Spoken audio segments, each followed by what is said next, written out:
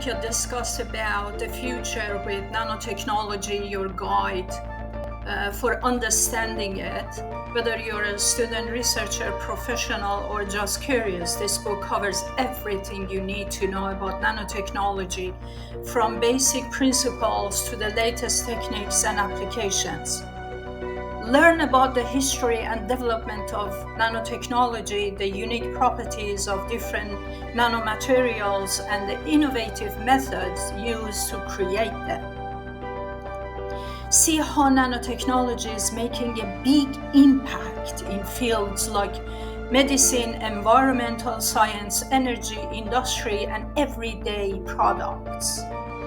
This is my research in this regard, and I studied at the university when I was computer engineering and artificial intelligence student in Norway, and I had some courses related to nanotechnology, and this invoked passion to understand nanotechnology better, a culmination of my research.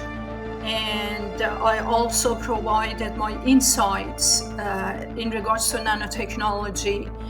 You will stay informed about future trends and advancements, including new materials, nano robots, AI integration, and space exploration. I wrote books about the space as well, from the basics to future innovations. So it helps you with your research, with product development, and it's a good book.